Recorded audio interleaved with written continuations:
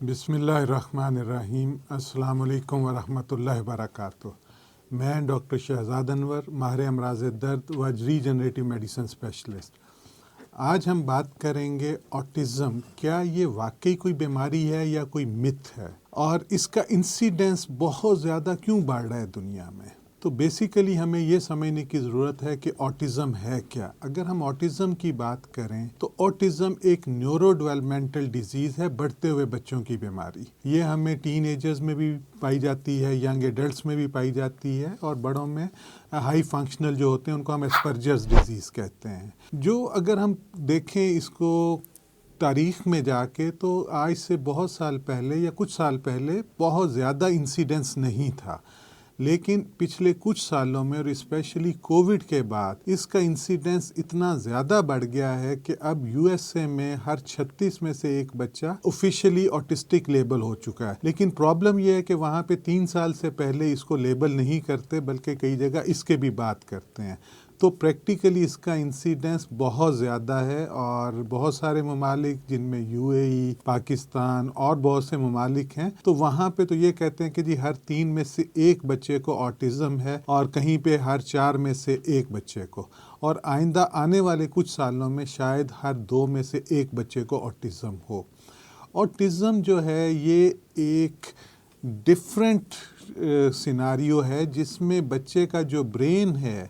وہ بچے جن کو آٹزم ہوتا ہے ان کا جو برین ہے وہ ڈفرینٹ طرح سے پروسیس کرتا ہے انفارمیشن کو، اور ان بچوں میں کمیونیکیشن سکلز کے ایشو ہوتے ہیں، وہ ایکسپریس نہیں کر پاتے، سینسری ایشوز ہوتے ہیں، ساؤنڈ سے کچھ بچے بہت زیادہ ڈرتے ہیں، کچھ بچوں کو بالکل اوور یا لیس سینسری سینسیشن جو ہے وہ پرسیپشن ہوتی ہے۔ اسی طرح ان بچوں میں سائیکولوجیکل ایشو ہیں، انگزائٹی کے ایشوز ہیں، ٹینٹرمز ہیں، اور بہت کچھ ہے۔ تو اسی لیے اس کو آٹزم اسپیکٹرم ڈس آرڈر کہتے ہیں کہ بہت ویریئنٹس ہیں، اس کی شدت میں بہت فرق ہے۔ نارملی جو زیادہ تر بچے ہیں وہ مائلڈ ٹو ماڈریٹ میں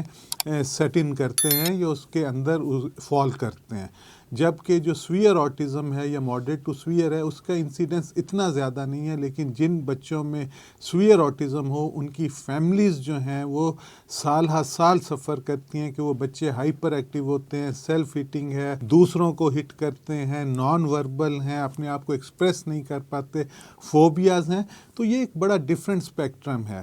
اور یوزلی یہ سمجھا جاتا ہے کہ آٹزم ٹریٹیبل نہیں ہے۔ اگر میں بات کروں اپنے دین کے ریفرنس سے کہ اللہ پاک کہتے ہیں کوئی بیماری ایسی نہیں جس کی شفا نہیں ہے، میں اس کی مثال اس طرح سے دیتا ہوں، آج سے اگر ہم پیچھے جائیں 50-100 سال، چیچک ایسی بیماری تھی جو ناقابل علاج تھی، ہزاروں لاکھوں موتیں ہوئیں، ملیریا ناقابل علاج سمجھا جاتا تھا، ملینز اینڈ ملینز ڈیتھس ہوئیں،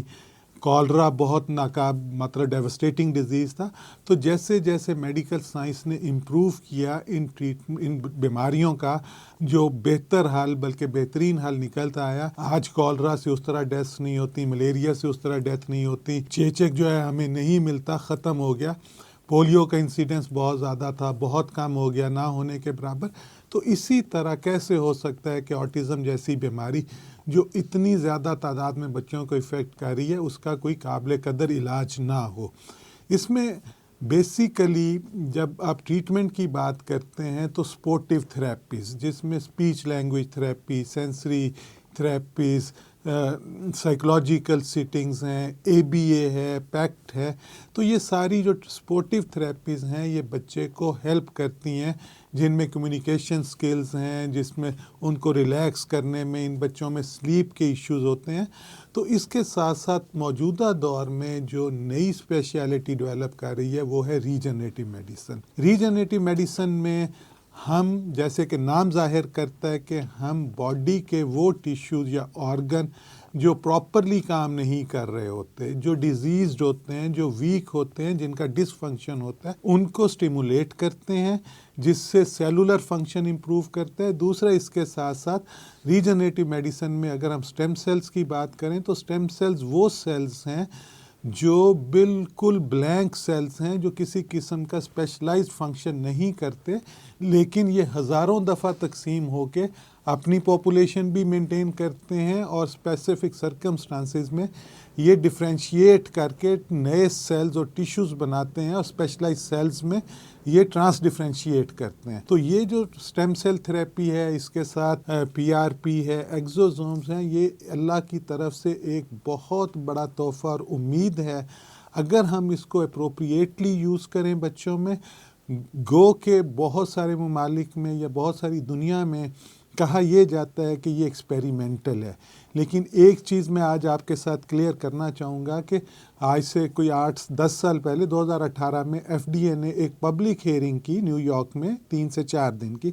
جس میں انہوں نے سارا کنکلوژن یہ کیا کہ اگر آپ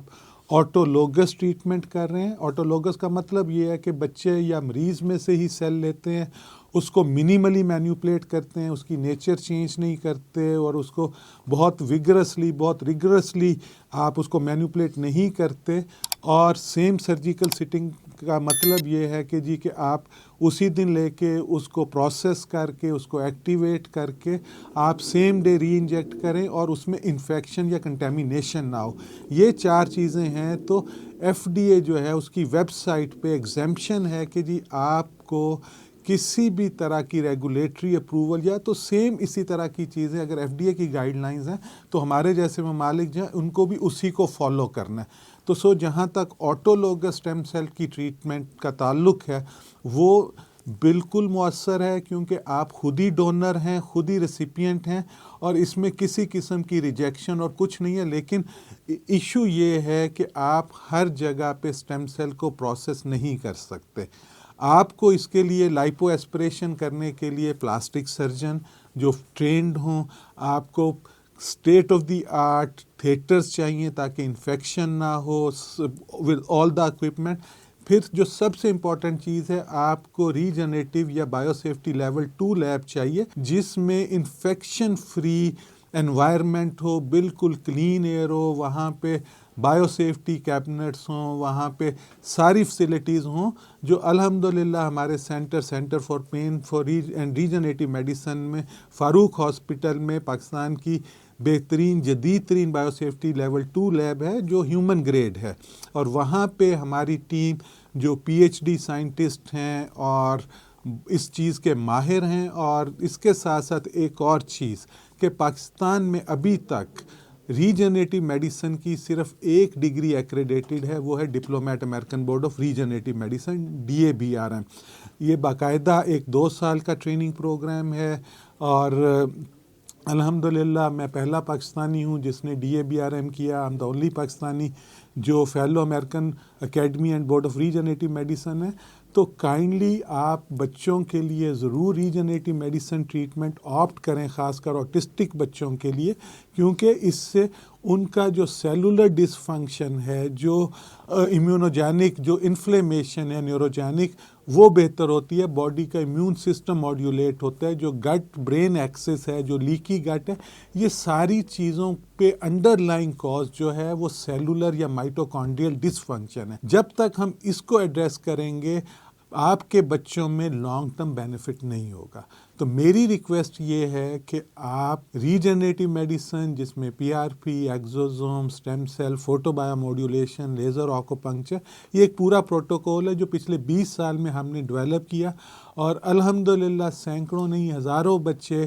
ایک نارمل اور نیئر نارمل لائف گزار رہے ہیں. وہ بچے جو 5 سال سپیچ نہیں کرتے، اس ٹریٹمنٹ کے بعد 6 مہینے سے 1 سال میں along with جو باقی سپورٹیو تھراپیز ہیں، سپیچ لینگویج ہے، ABA ہے، سینسری ایشو تھراپیز ہیں، ان سب کے ساتھ مل کے ایک کمبائنڈ ٹیم ورک ہو تو یہ بچے جو ہیں نہ صرف بہتر ہوتے ہیں بلکہ ایک نارمل لائف کی طرف واپس آتے ہیں. تو میری آپ سے درخواست یہ ہے، آپ ایک ایسے سینٹر، ایسے فزیشین کو چوز کریں جو باقاعدہ اس میں ٹرینڈ ہوں، جن کی ایکریڈیشن ہو اور وہ فیسلٹی جہاں پہ proper bio safety level 2 lab ہو اور وہاں پہ کنٹامینیشن کے بغیر یہ پروسیسنگ ہو. اپنا خیال رکھیں، اس وطن عزیز کا خیال رکھیں. Thank you so very much.